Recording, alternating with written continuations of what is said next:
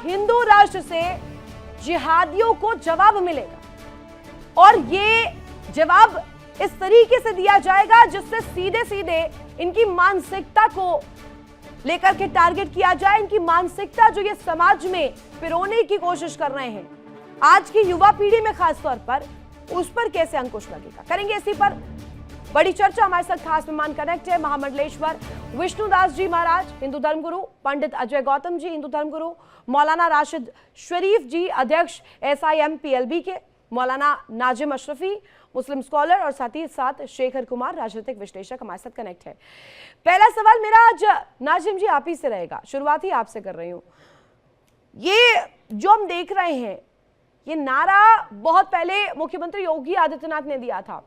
इससे 2 कदम आगे बढ़ते हुए पंडित धीरेन्द्र कृष्ण शास्त्री कह रहे हैं कि अगर इस षड्यंत्र को इस समय नहीं समझा गया तो ये आगे आने वाले बड़ी समस्या की एक तस्वीर दिखाएगा और बटोगे तो कटोगे। ये वाली तस्वीर डेमोग्राफी चेंज में भी हम देखते हैं कि इसकी राह नजर आती है। आपका इस पर क्या कहना है? देखिए, पंडित धीरेन्द्र शास्त्री जो हैं वो सनातन के धर्मगुरु हैं।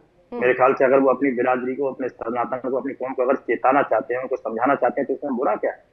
अगर वो चाहते हैं क्या अगर हमारे मतलब बच्चियां हैं, बच्चे हैं, वो सुरक्षित रहे, उनको ये लगता है कि कहीं ना कहीं कोई खतरे में है, उनको लगता होगा, मुझे नहीं लगता, लेकिन उनको अगर लगता है तो वो धर्मगुरु हैं। अगर वो अपने कम्युनिटी को एक बात अगर समझाना चाह रहे हैं तो मेरे ख्याल से लोगों को उनकी बात को समझना और सुनना चाहिए, उनकी बात को मानने की कोशिश करना चाहिए। अब देखिए, कहीं ना कहीं मेरे ख्याल से ये अब अलग लोगों की विचारधारा है कि किसी भी धर्मगुरु को, देखिए मुझे कोई बुरा कहेगा तो मैं तो उसे कहूंगा, लेकिन ना उन्होंने कभी मुझे बुरा कहा ना मैं उनको कभी बुरा कहता हूँ। और मुझे नहीं लगता कोई पढ़ा लिखा इंसान या कोई भी धर्मगुरु किसी भी धर्म के गुरु को बुरा कहेगा।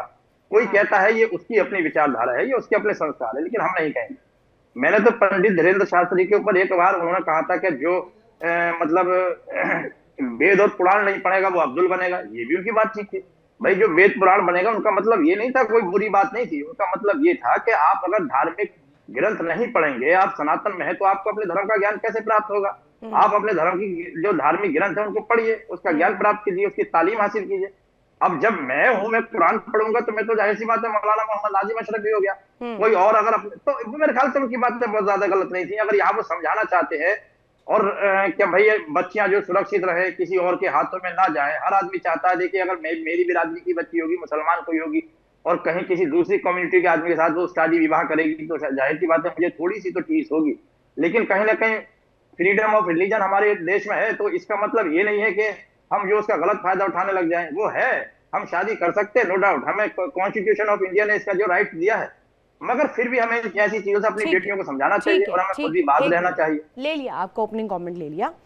अजय गौतम जी, इस पर जरा आप अपनी प्रतिक्रिया दीजिएगा। बटोगे तो कटोगे, सनातन के खिलाफ जिस षड्यंत्र की बात की जा रही है, मैं इसे एक नया टर्म देना चाहूंगी। ये षड्यंत्र से इधर षड्यंत्र और खेल चल रहा है, यानी कि खड़यंत्र चल रहा है। एक अंदरूनी अगर मैं कहूं सोच जो है जिसे पनपाया जा रहा है, कट्टरपंथी जिहादी सोच।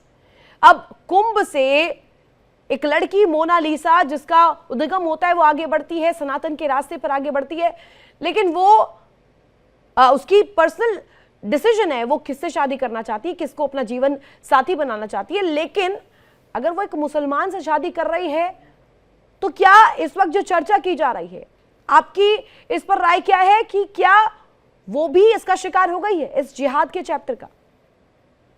देखिए, मैं आपको बहुत स्टैटिकल बात बताता हूँ।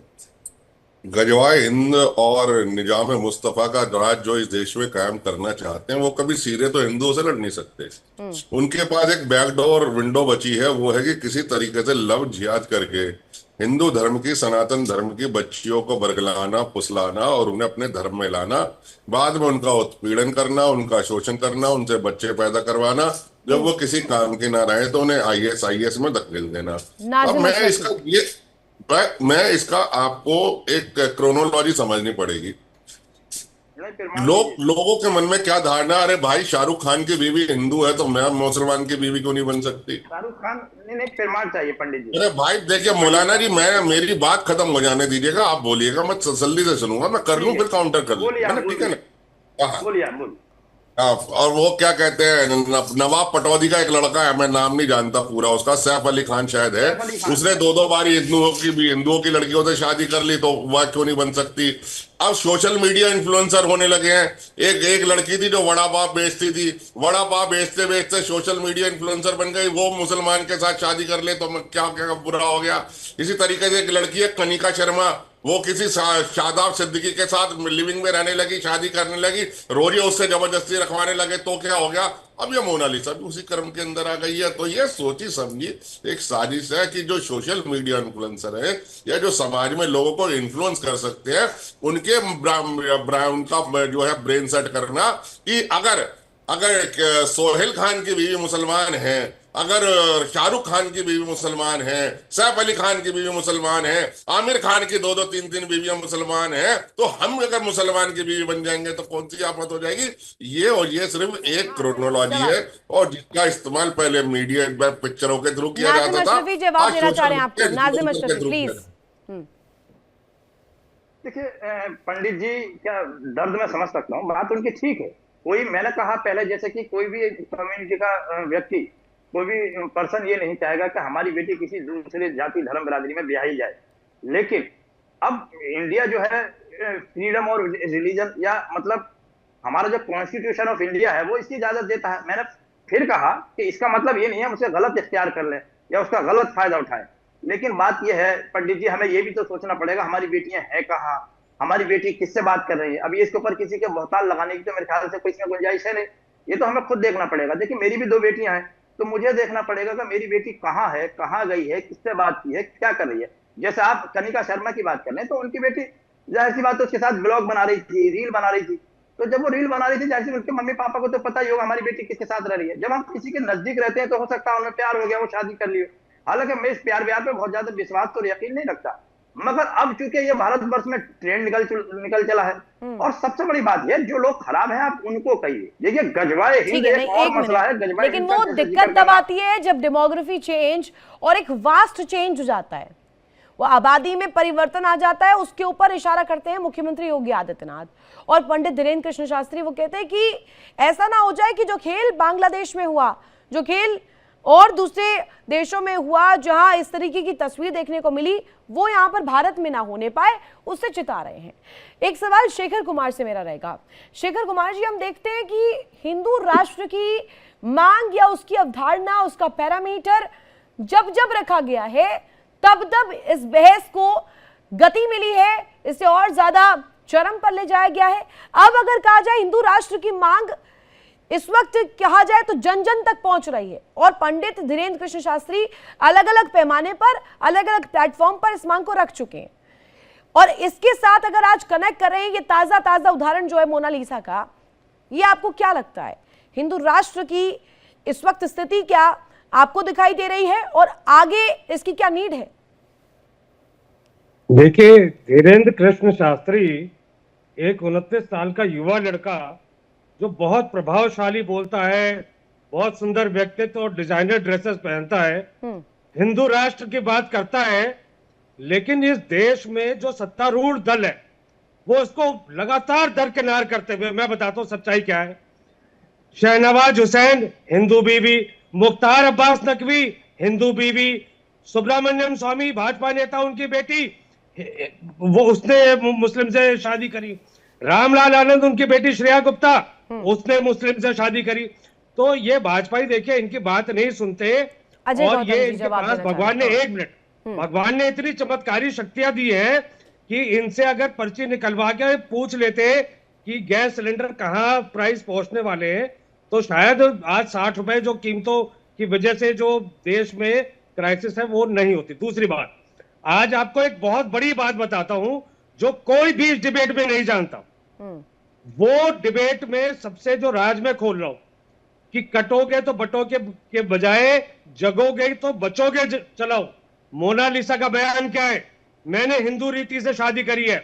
अगर हिंदू रीति से शादी करेगी तो कानून में आपको बता देता हूं, अगर दो डिफरेंट रिलीजन के लोग अपना रिलीजन मेंटेन करते हुए शादी करते हैं तो इस देश में सिर्फ स्पेशल मैरिज एक्ट के अंदर शादी कर सकते हैं, और अगर किसी धार्मिक अनुष्ठान के अंदर करते हैं तो आपको दोनों पक्षों को उस धर्म को अपनाना पड़ेगा। अगर वो दोनों निकाह करते दोनों को मुसलमान बनना पड़ता। दोनों ने चूंकि हिंदू रीति से शादी करी है तो या तो उनकी शादी इनवैलिड है अगर आदमी ने हिंदू धर्म को स्वीकार नहीं किया है, और अगर उसने स्वीकार कर लिया है तो ये तो लव जिहाद नहीं है, ये तो लव धर्म युद्ध है। और उस पर भी मुस्लिम प्रवक्ता अगर चुप है अजय गौतम, तो ये तो देखिए देश कितना सहिष्णु है। आप टेक्निकल पक्ष पे इस पे आइए। धीरेन्द्र शास्त्री जी को मैं कहना चाहता हूं कि जगोगे तो बचोगे, पहले पता करो तथ्यों को। ठीक है अजय गौतम जी मोनालिसा जवाब का दीजिए। बयान है, हिंदू रीति से शादी हुई है, ये लव धर्म युद्ध का मामला है। और उसमें मुझे लगता है अजय गौतम जी को खुल के सपोर्ट करना चाहिए, खुल के सपोर्ट करना चाहिए और हिंदुओं के लिए खड़ा होना चाहिए, स्टैंड लेना चाहिए। जी बोलिए अपनी बात। अजय गौतम जी अनम्यूट कीजिए, अनम्यूट कीजिए। कह रहा हूं सुब्रमण्यम स्वामी की बात कर लीजिए या मुख्तार अब्बास नकवी की बात कर लीजिए, जो गलत है मैं ठोक के डंके की चोट पे गलत बोलूंगा, पहली बात समझ लीजिए। दूसरी बात ये कह रहे हैं आप कह रहे हो स्पेशल मैरिज एक्ट की बात कर रहे हो। स्पेशल मैरिज एक्ट के अंदर तो हुई नहीं है शादी तो हुई है, या तो अगर हिंदू मैरिज एक्ट से हुई है सेक्शन 9 के तहत या सेक्शन 7 में बता देता हूं। अरे अब आप सुन लीजिए ना, देखिए बीच मत बोलिए ना, लोग समझ नहीं पाते। अगर हिंदू मैरिज एक्ट सेक्शन 7 और 7(9) के अंदर हुई है तो दोनों पक्षों का हिंदू होना जरूरी है, वहां सप्तपदी का होना जरूरी है, वहां कन्यादान का होना जरूरी है। तो मुझे बता दीजिए वो लड़के ने कब हिंदू धर्म जो है स्वीकार किया, कौन सी डेट में स्वीकार किया, कौन सी प्रक्रिया का पालन किया कि वो हिंदू बन गया। यह तो मैं तो हमदर्दी है कि वो लड़की के लिए पता नहीं कोई सूटकेस, कोई कटर, कोई फ्रिज ना खरीद लिया हो अभी तक। हाँ, मैं तो शेखर कुमार और नाजिम अशरफी दोनों जवाब देना चाह रहे हैं आपको। मैं तो उसके बचने की शुभकामनाएं कर रहा हूं शेखर जी, कि पता चला उस लड़की के लिए कोई फ्रिज भी खरीद लिया गया हो, कोई सूटकेस भी ले लिया गया और कोई कटर भी ले लिया हो, जैसे 50 एग्जाम्पल हमने पिछले साल में देखे हैं। मेरा अब्दुल ऐसा नहीं है, लेकिन सबके अब्दुल वैसे ही होते हैं शेखर जी। ये रिकॉर्ड बताता है, ये आंकड़े बताते हैं, ये मेरा कहना नहीं है, ये मेरा कहना नहीं है, ये आंकड़ों का कहना है। घूमने जा रही बहुत मेरा अब्दुल नहीं है, मेरा हर एक का अब्दुल ऐसा ही होता है। जब वो टुकड़ों में मिलती है, जब सूटकेस में मिलती है, जब फ्रिज में मिलती है, जब फोरेंसिक में जांच होती है ना, तो ये डीएनए से वेरीफाई होता है कि ये बॉडी भी उसकी है या नहीं है। तो एक बात बता दीजिए, शाहनवाज हुसैन की बीवी कौन से सूटकेस में है? मुख्तार अब्बास नकवी की बीवी कौन से सूटकेस में? सुब्रमण्यम भारती की बेटी कौन से सूटकेस में? उनका नाम आप नहीं लेंगे, आप एक दो अपवाद तो होते हैं। मेजोरिटी ऑफ रिजल्ट क्या है? मेजोरिटी ऑफ रिजल्ट बताओ, मेजोरिटी ऑफ रिजल्ट क्या है इन केसेस के? मसला ये है मेजोरिटी ऑफ रिजल्ट क्या होते हैं, मैं तो पूछ रहा हूँ आपसे। कितने डेटा ऐसे है कि जहां पे सूटकेस आपने नाम क्यों नहीं लिया? सैकड़ों बता दूंगा आपको, इन नामों को आप एक दो की बात कर रहे हो, मैं सैकड़ों बता दूंगा आपको। आप लोग एनसीआरटी का डाटा देख लीजिए, एनसीआर का, नेशनल क्राइम ब्यूरो का। अरे नेशनल क्राइम ब्यूरो का डाटा देख लीजिए। देश की सत्तारूढ़ पार्टी क्या कर रही है? वो लड़का हिंदू कैसे बना जो आप कह रहे हो कि हिंदू में शादी हुई है? कौन से सेक्शन में बन गया बताइए? आप कौन से प्रोविजन में हिंदू बन गया वो? आप उस टाइम सो रहे थे जब मैं बात बोल रहा था। मैंने पहली लाइन बोली थी कि या तो ये मैरिज ही इनवैलिड है, और अगर वो वैलिड मैरिज है तो उस लड़के का कन्वर्जन हुआ है, ठीक है? और अगर इनवैलिड मैरिज है, सुनिए मेरी बात ध्यान से, सेक्शन बता रहा हूं मैं तो आपको, हिंदू मैरिज एक्ट का सेक्शन 7 और 7(9) जो मैंडेट पूरी आपको राजनीति बता दी। उसके बाद आप पता नहीं कहां बात ले जा रहे। आपको डर लगता है, जबान में दही जम गया, भाजपा नेताओं का नाम लेते आप पहुंच गए वो आमिर खान और सैफ अली खान। अरे जो देश चला रहे उनका नाम लेते डर लग रहा है, और बात करें मैंने तो बोला ना, कहां डर लग रहा है?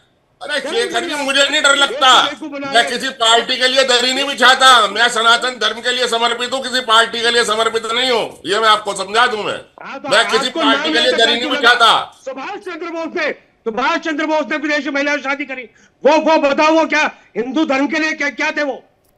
सुभाष चंद्र बोस ने जब उस महिला से शादी करी, आपको पता है किस तरीके से करी थी? किस तरीके से करी थी? गणपति अथर्व शीर्षम पढ़ के करी थी। पहले महिला हिंदू बनी थी, पहले महिला हिंदू बनी थी, फिर शादी हुई थी। ओम नमस्ते गणपतये त्वामेव तत्त्वं तत्त्वसि त्वामेव केवलं कर्तासि त्वामेव केवलं धर्तासि त्वामेव सर्वं खल्विदं ब्रह्मासि त्वं साक्षादात्मसि नित्यं ऋतं वच्मि सत्यं वच्मि अवतं मामं अवतरोतर। ये पहले गणपति अथर्व शीर्षक पढ़ के इस महिला से शादी करी थी, उसको हिंदू धर्म में लाए थे, तब हिंदू मैरिज एक्ट के हिसाब से शादी हुई थी, और उस वक्त Hindu marriage act Catholic Hindu धर्म के हिसाब से शादी हुई थी। नहीं, यहाँ पर बिना बात की एक बात, कोई मिनट, लॉजिक तो तर्क है नहीं आपकी बातों में। शेखर गुप्ता जी, एक मिनट, मैं कह रहा हूँ उस कीजिएगा। लड़की के लिए सोचो, कभी सूटकेस में माफ कीजिएगा, खरीद लिया शेखर गया कुमार हो। जी, शेखर उसका कुमार जी, अब्दुल आप मुल्ला से देश निकल बांटने आए। की सोचते रहो। शेखर कुमार जी, उसका शेखर कुमार से जी, निकल आए। अरे एक मिनट रुकिए। शेखर कुमार जी, ये आपने जो कहा, अगर अजय गौतम जी की बात में लूं तो जो फ्रिज वाली बात वो कह रहे हैं वो तो स्पष्ट होती है ना, उससे तो आप नहीं रख सकते ना, उसे दरकिनार नहीं कर सकते। आफताब ने कैसे टुकड़ों में काटा उस लड़की को, और उत्तर प्रदेश की 3 से 4 घटनाएं अभी मैं आपको गिनवा दूंगी, बिहार से 3 से 4 घटनाएं अभी मैं आपको गिनवा दूंगी, और ये होता आ रहा है, कंटिन्यूअसली होता आ रहा है, एक दो मामले नहीं है। देखिए इंडिया डेली 24/7 अब आपके स्मार्ट टीवी पर। इंडिया डेली मौजूद है सभी डिजिटल प्लेटफॉर्म पर लाइव और लगातार। इंडिया डेली 24/7 हर दिन राष्ट्र को समर्पित।